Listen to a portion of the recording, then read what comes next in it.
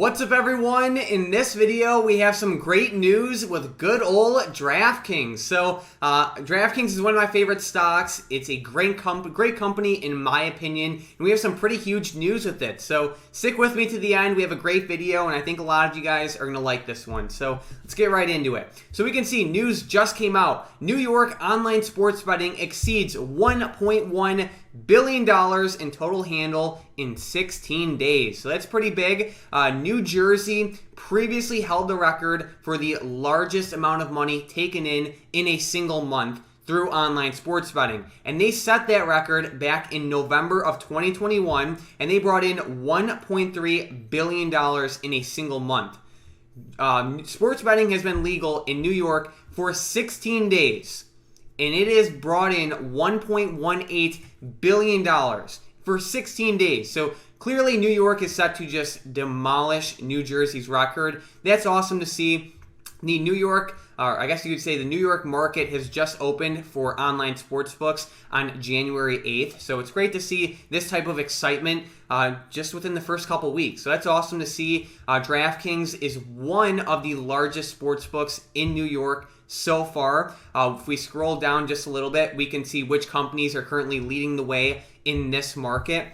DraftKings is the leader in many different states, but as of right now, they are not the leader in New York. One thing to keep in mind is that New York has just an insane tax rate for these sports books at 51%. 51%.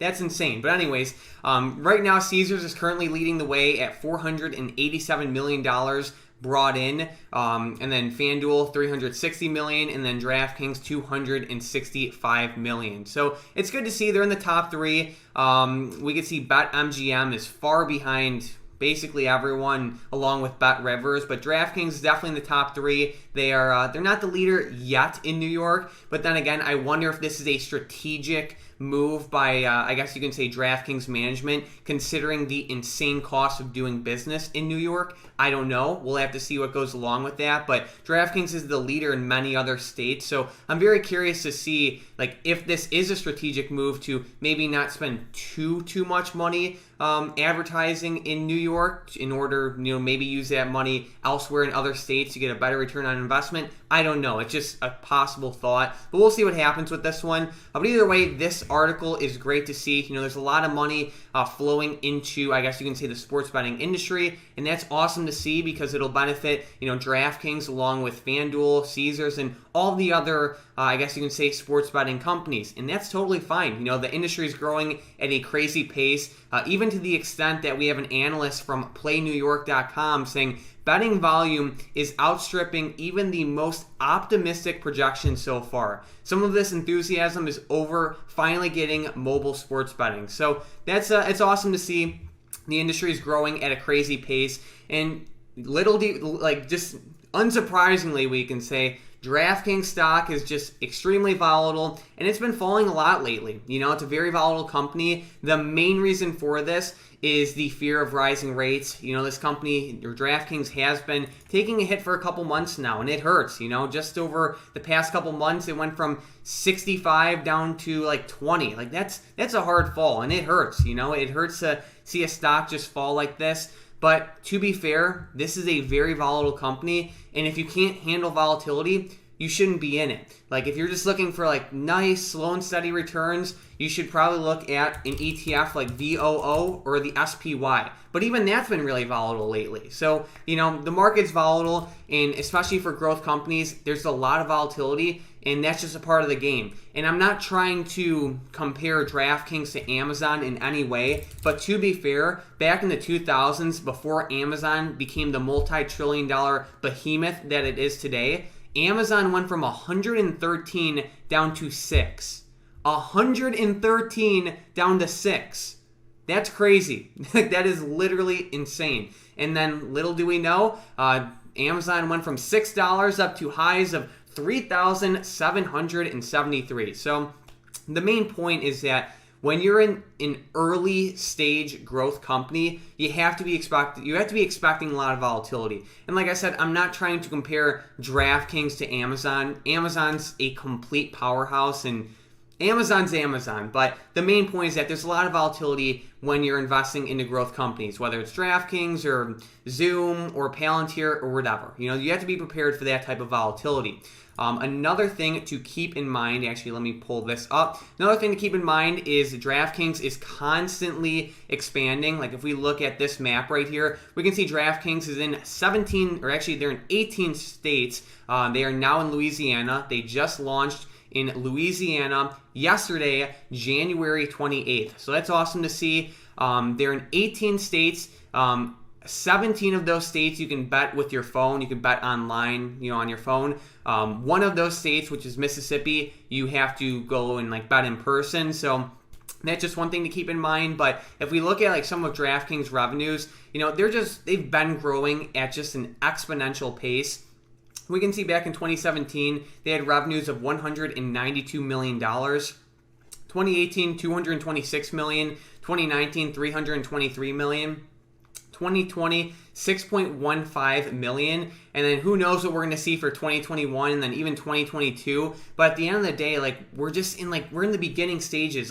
We can see on this map right here, we just got New York added in January of 2021. What are these revenue numbers going to look like when we have Florida legalized, or Texas, or California, or any other of these major states? And then as years go by, even more and more people are going to, I guess you could say, the people who have been betting illegally with bookies will slowly transfer and use some of these online sports betting companies like FanDuel or DraftKings, because quite honestly, these companies like DraftKings and FanDuel are, I guess you can say, optimizing and updating so much to the point where you can almost bet on anything. You can bet on let's say you're looking at a football game. Is the next play gonna be a pass or a run or a field goal or whatever?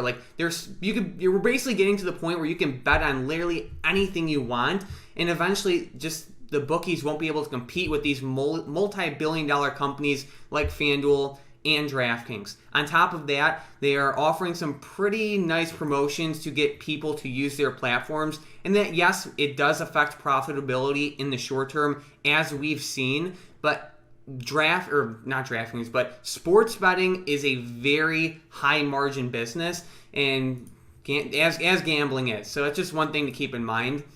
But yeah, if we go back to the chart or the stock price of DraftKings, it's been a wild ride over the past couple months. I really love this company. I think it's going to do very, very well over the next couple of years. I feel like it has so much growth potential. And if we even just went back to the map really quickly, we're still in the early stages. We're technically in 18 states right now.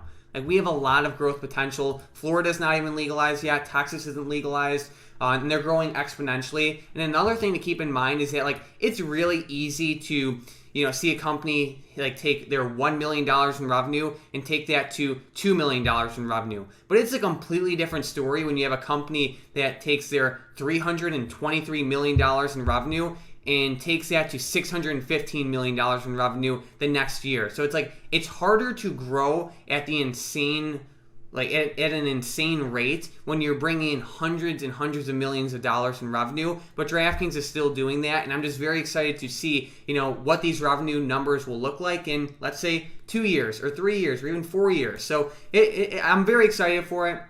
Another thing, they're in a very lucrative business. It's not like their profit margin is 2%. Gambling's pretty big, and I know that they're not, technically they're not making money right now, but Tesla's first profitable year was in 2020. So it's a lot of times it can be strategic for the company to technically not make money in beginning stages, because they take that money and they just reinvest back into their business to get even more customers and people using their platform. If we look at Tesla, TSLA, we'll let this load up really quickly. Their first profitable year was in 2020. If you would have waited until they officially had their first profitable year, you literally might be down on their stock right now. So it's just because they're technically not profiting right now, that's not a bad sign, because look at Tesla. Their first profitable year was in 2020. If you would have waited for that, you'd probably be down right now. So it's maybe you'd be up a little bit, but still,